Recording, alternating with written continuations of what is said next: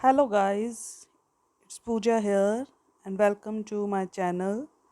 आज हम रीड करेंगे 10th क्लास की poem dust of snow written by Robert Frost. Robert Frost की रिटन पोएम है ये डस्ट ऑफ स्नो, जो कि नेचर से रिलेटेड पोएम है। प्रकृति से संबंधित एक कविता जो है ये रॉबर्ट फ्रॉस्ट के द्वारा लिखी गई। इस कविता के अंदर कवि जो है वो एक प्रतीकात्मक घटना का वर्णन कर रहा है। क्या वर्णन किया है उसने कि कवि जो है एक बार निराश होकर जा रहा होता है और जाते जाते वो एक पेड़ के नीचे खड़ा होता है। जैसे ही वो पेड़ के नीचे खड़ा होता है तो पेड़ के ऊपर से एक कौवा, क्रो,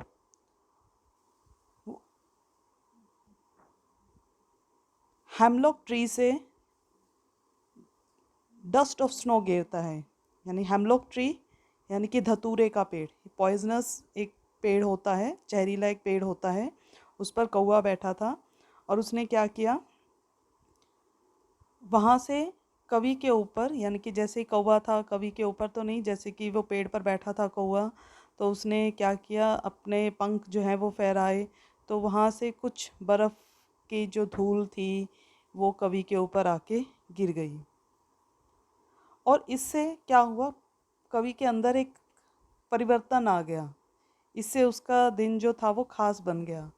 वो कवि अपने मन में क्या सोच रहा था कि मेरा दिन जो है वो बिल्कुल बेकार हो गया, लेकिन इस डस्ट ऑफ स्नो ने, जैसे कि अब देखो वो हेमलॉक ट्री के नीचे खड़ा था, पॉइजनस ट्री के नीचे खड़ा था, लेकिन जैसे ही बर्फ़ उसके ऊपर गिरी तो उसके अंदर एक चेंज आ गया कि उसने क्या सोचा कि मैं निराश हो रहा था, लेकिन अब जो बाकी बचा हुआ मेरा जो दिन है वो बर्बाद नहीं होगा, उसमें मुझे निराशा नहीं मिलेगी, उसमें उसे थोड़ी सी आशा की उम्मीद नज़र आई।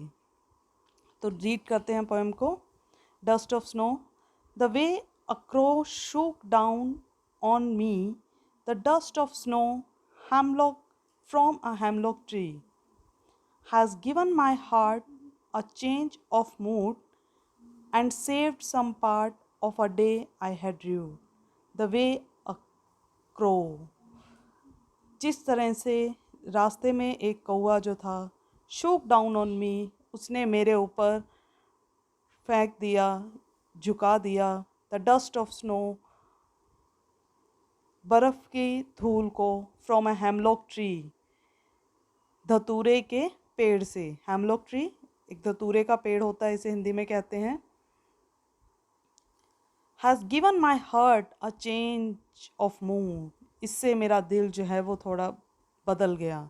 मेरा मूड जो है, जो ख़राब था, जिससे मेरे अंदर निराशा थी, वो बदल कर अब उत्सुकता में बदल गई। And saved some part of a day I had rued, और उसने मेरे दिन का बाकी बचा हुआ जो हिस्सा था वो बेकार होने से बचा लिया।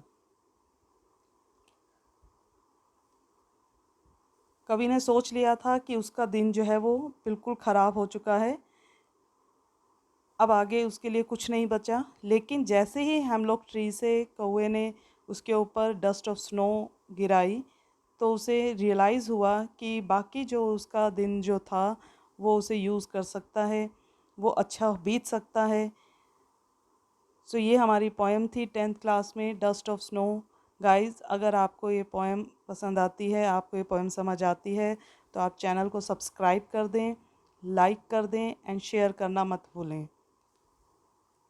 आगे भी इसी तरह की वीडियोस जो है मैं आपके लिए लाती रहूँगी। Thank you.